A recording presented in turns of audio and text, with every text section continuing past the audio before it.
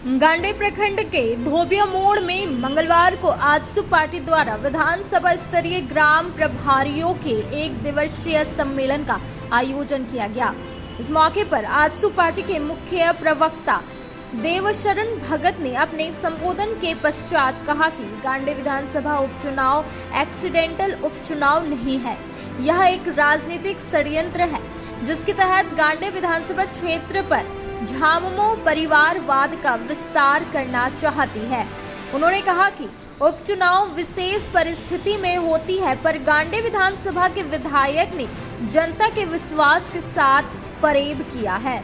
उन्होंने राज्यसभा के लालच में गांडे विधानसभा को उपचुनाव के संकट में धकेल दिया है। यहाँ की जनता ने जिनको विधानसभा में प्रतिनिधित्व करने के लिए जनादेश दिया, उन्होंने परिवारवाद के विरासत को बढ़ाने के लिए विधानसभा बेच दिया। उन्होंने कहा कि झारखंड की जनता को झामुमो ने गुलाम बनाकर रख दिया है। झामुमो लूट खसोट की राजनीति कर रही है।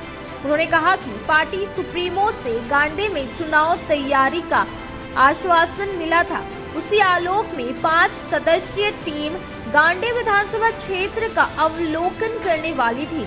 इसी क्रम में एनडीए ने आजसू सुप्रीमो को बिना बुलाए गांडे में प्रत्याशी की घोषणा कर दी। उन्होंने कहा कि आजसू के अर्जुन बैठा ने विगत 5 वर्षों तक क्षेत्र में मेहनत कर गांडे विधानसभा में 375 बूथों में बूथ प्रभारी, चूल्हा प्रमुख समेत एक घर जाकर लोगों तक पार्टी की नीति सिद्धांत को पहुंचाया एवं पुरुषों के साथ महिलाओं की भागीदारी भी सुनिश्चित की। ग्राम प्रभारी पार्टी के शीर्ष नेताओं तक जनता की बात पहुंचाने का कार्य कर रही है। उन्होंने कहा कि सम्मेलन में लोगों की भीड़ पार्टी सुप्रीमो को एक अलग संदेश दे रही है। यहाँ के आम आवाम की पहली पसंद अर्जुन बैठा है। उन्होंने कहा कि एनडीए गठबंधन झारखंड के सभी 14 लोकसभा सीटों पर जीत दर्ज करेगी। वहीं आजसू के केंद्रीय महासचिव सह गांडे विधानसभा प्रभारी नजरुल हसन हाशमी ने बताया कि रघुवर दास की सरकार बनी थी तो हज कमेटी बनी थी, वाकफ बोर्ड गठित हुआ था, पर फिलहाल 4 साल हो गए, हज कमेटी क्यों नहीं बनी, वाकफ बोर्ड का गठन क्यों नहीं हुआ। उन्होंने कहा कि यहाँ की जनता ने जनादेश को विधायक ने राज्यसभा के लालच में बेच दिया और गांडे विधानसभा को उपचुनाव की ओर धकेल दिया। कहा कि लोकतंत्र में चुनाव के जरिए वैसे लोगों को सबक सिखाने की जरूरत है।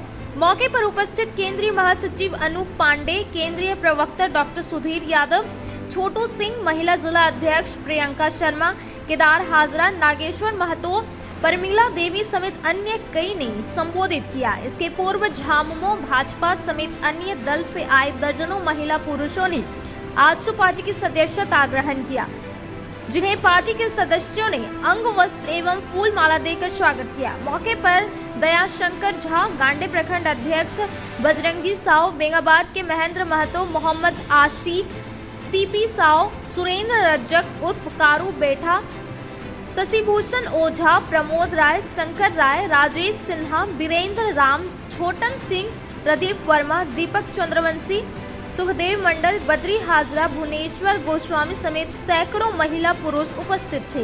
गांडे विधानसभा के संदर्भ में गंभीरता से चिंतन मन करते, यहाँ के पॉलिटिकल सिचुएशन के बारे में, यहाँ के राजनीतिक परिस्थिति के बारे में, वर्तमान सरकार के नियत और नीति के बारे में और केंद्र में चल रहे एनडीए सरकार के संदर्भ में भी हमारा संसदीय समिति में गहन चिंतन हुआ और यहाँ के हर गतिविधि पर पार्टी का गंभीर नजर है और निश्चित तौर पर इस बार पूरे झारखंड के 14 लोकसभा सीटों में एनडीए गठबंधन को 14 में से 14 जिताना है, ये हम लोगों ने सुनिश्चित किया है, क्योंकि मोदी जी के विकल्प में कोई नहीं है।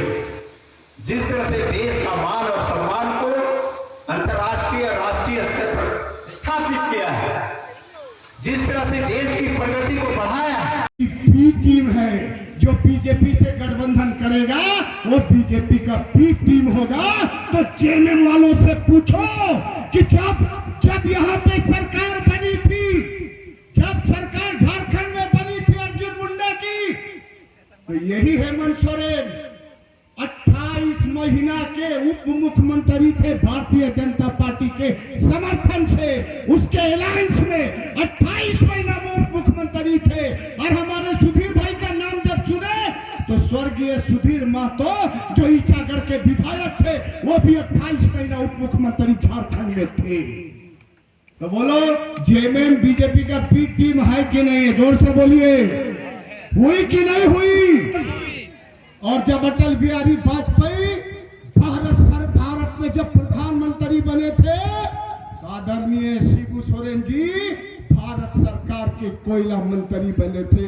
गौरव जेएमएम को बीजेपी का बी टीम बोलोगे कि नहीं बोलोगे?